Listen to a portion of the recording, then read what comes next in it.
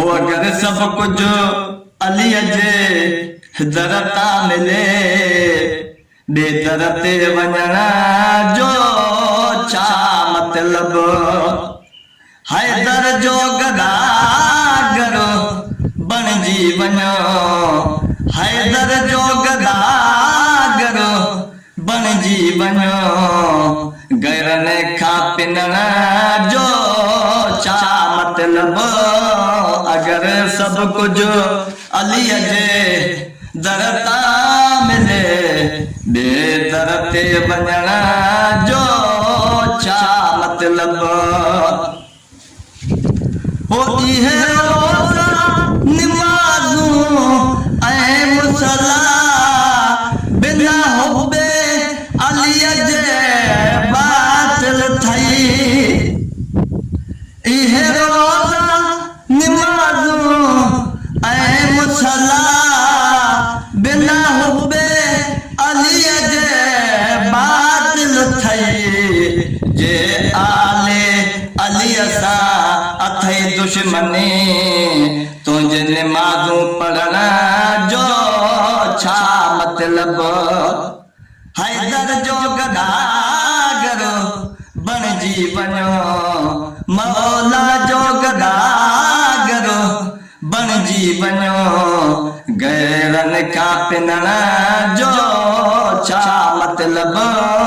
अगर सब कुछ अलीअ जे दरता मिले बेदर ते वञण जो छा मतलब।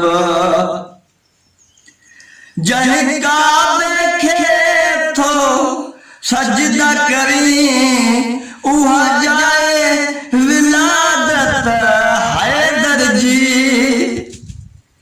जंहिं काबे खे थो सजदा करी उहा जाए विलादत हैदर जी। इहो तस्वर न आई जे दिल में, इहो तस्वर न आई जे दिल में, तुंहिंजे सजदन ॾियण जो छा मतलब। हैदर जो गदागर बणजी वञो, गैरनि खां पिनण जो छा मतलब। इहा आयतुल कुर्सी पर त सही जे कान में अलीअ ते थिए थी ख़तम। पंजनि ॿारनि जे शान में तूं एॾी बटन बकबो कपे छॾींदो ताईं कागज़ चवे सुसूदो रखो। खोले ॾिस क़ुरान खे नए फुरकान में को फ़र्क़। जे अञा बि अथई को शक त पोइ पुटु नाहे पंहिंजे पीउ जो। इहा आयतुल कुर्सी पर त सही जे कान में अलीअ ते थिए थी ख़तम। पोइ बि इसमें आज़म जी ख़बर न थिए तुंहिंजे क़ुरान पढ़ण जो छा मतलब। हैदर जो गदागर बणजी वञो, गैरनि खां पिनण जो छा मतलब। अगर सब कुछ अलीअ जे दरता मिले बेदर ते वञण जो छा मतलब।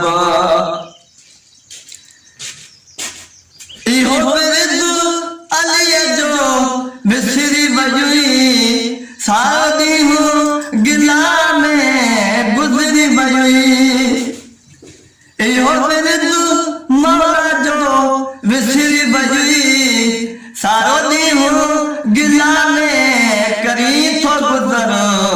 है तुराब अलीअ जो तालिब थी, है तुराब अलीअ जो तालिब थी, बेजी शिकवा करण जो छा मतलब। गुल अहिड़ी तरह पिया हवा में लुदन, गुल अहिड़ी तरह पिया हवा में लुदन, को हा पियो करे को न पियो करे ॻाल्हियूं त अलाए कहिड़ियूं हुयनि ॻाल्हियूं त अलाए कहिड़ियूं हुयनि को हा पियो करे को न पियो करे को हा पियो करे को न पियो करे अल्लाह। वाह साईं वाह।